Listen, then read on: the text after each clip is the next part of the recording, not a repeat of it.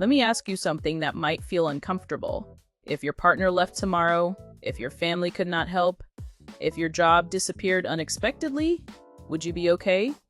Not emotionally okay. That would take time. But financially okay? Would you have money to fall back on? Would you have savings? Would you have investments that could catch you while you figured out your next move? Would you be able to say no to a bad situation because you have your own resources to say yes to something better? If that question made your stomach tighten, this conversation is for you. And please hear me say this with nothing but love. You are not alone. Most women were never taught this. We were taught to be good girls. We were taught to be helpers. We were taught to find a good partner, to keep a stable job, to save a little here and there, to clip coupons and be grateful. But we were not taught to build real wealth. We were not taught to invest. We were not taught to look at money as power. We were taught to look at money as survival. And those are two very different things. So let me say something that might rattle you a little. Financial independence is not about being rich. It is not about luxury bags or first-class flights or vacation homes. Those things are fine if you want them, but that is not what we are talking about today. Financial independence is freedom, pure and simple. It is the freedom to wake up and choose your day. It is the freedom to leave a job that disrespects you. It is the freedom to take time off when your body or your mind needs a break. It is the freedom to help someone you love without asking permission. It is the freedom to say no, and sometimes it is the freedom to say yes. Let me break this down in a way that actually makes sense. We hear the word investing, and our brains shut down. We think it is for men in suits. We think it is for people who already have money. We think it is too complicated, too scary, too late to start. And that is exactly what the system wants you to believe. Because when women do not understand money, we stay dependent. We stay in bad relationships. We stay in draining jobs. We stay small. We stay scared. We stay silent. Not because we are weak, because we were never handed the keys. But here's the truth, and I need you to really hear this. Every single woman needs her own money.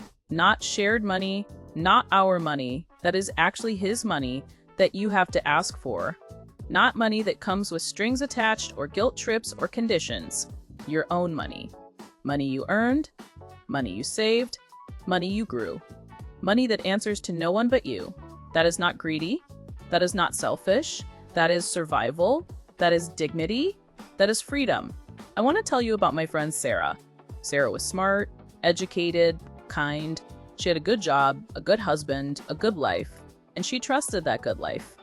She put her money in the joint account. She let her husband handle the investments because he knew more about that stuff. She focused on her work, her home, her family, and then one Tuesday afternoon, he said he was leaving. No warning, no conversation, just done. And Sarah realized something that kept her up at night for months. She had no money of her own. Everything was joint. Everything was in his name or both names, but managed by him. She did not even know the passwords. She did not know what they owned. She did not know where the accounts were.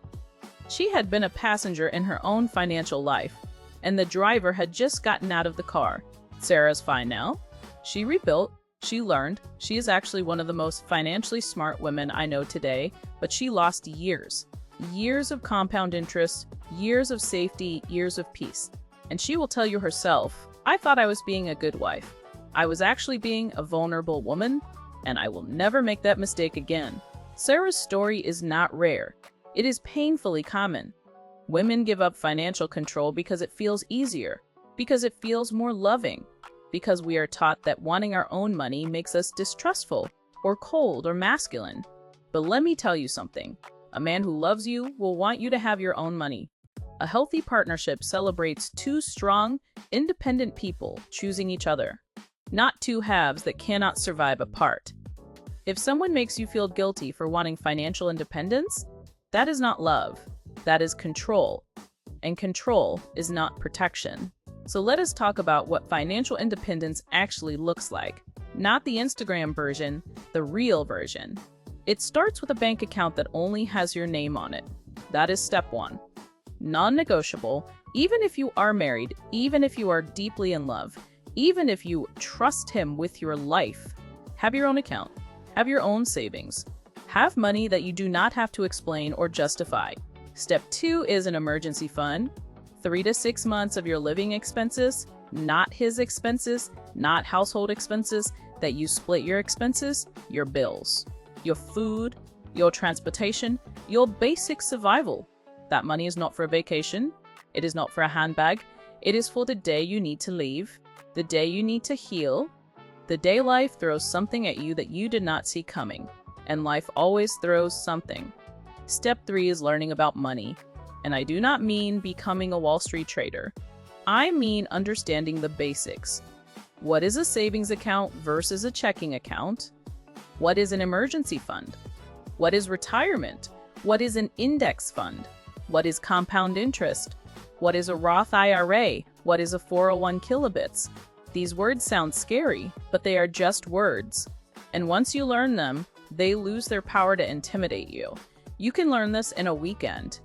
You can learn this from a YouTube video, a podcast, a book from the library. You do not need a finance degree. You need curiosity and the willingness to feel a little uncomfortable while you learn. Step 4 is investing. And here is where most women freeze. So let me say this clearly. Investing is not gambling. Investing is how rich people stay rich. Investing is how your money makes more money while you sleep. Investing is the difference between working for your money and your money working for you. You do not need thousands of dollars to start. You can start with $5, $10, whatever you have. The important thing is to start time in the market. Beats timing the market every single time. The woman who starts investing at 25 with a little bit every month will almost always end up with more than the woman who waits until 45 to start with a lot. Compound interest is the closest thing to magic that exists in the real world. And it works for women just as well as it works for men. Let me give you an example that might blow your mind. If you invest $100 a month starting at age 25, assuming an average 8% return, you will have over $300,000 by age 60. That is not counting any raises, any bonuses, any extra contributions, just $100 a month. That is about $3.30 a day, less than a coffee and a pastry. And if you start at age 35 instead, that same $100 a month grows to about $150,000 by 60. See the difference? 10 years cost you $150,000. That is the cost of waiting. That is the cost of being scared. That is the cost of telling yourself you will figure it out later. I am not telling you this to make you feel bad about where you are. I am telling you this because the best time to start was 10 years ago. The second best time is today, right now, after this video ends. Now let me address something that might be sitting quietly in your chest. The guilt, the shame, the feeling that you should already know this, the feeling that you are behind, the feeling that everyone else figured it out and you are just now waking up. Can I tell you something? Most women are waking up right alongside you. Most women were never taught this. Our mothers were not taught this. Their mothers were not taught this. We are the generation that is breaking the cycle. We are the ones who are going to learn so we can teach our daughters, our nieces, our friends. There is no shame in not knowing. The only shame is knowing and doing nothing. Financial empowerment is rising globally right now. Women are starting businesses at record rates. Women are investing more than ever before. Women are demanding equal pay, equal opportunity, equal access to financial education. And it is working. Slowly, but it is working. The conversation has shifted from can women handle money to why were women kept from money for so long? And that shift is powerful. That shift is everything. But here is the thing. The global conversation does not matter if you do not have your own conversation with yourself. The trends do not matter if you do not open that account, read that book, make that first small investment. You have to choose yourself. Not tomorrow, not when you have more money, not when you feel ready. Right now, with exactly what you have. If this message landed on your heart, I want you to do something today. Open a separate savings account in only your name. Just open it. You do not have to put money in yet. If you cannot, just open it. Claim that space. Tell yourself that you matter enough to have your own container for your own security. Then come back to the comments and tell me you did it. Tell me your name. Tell me one word. Done. I will cheer for you. And listen to me closely now, sweetheart. This is not about distrusting love.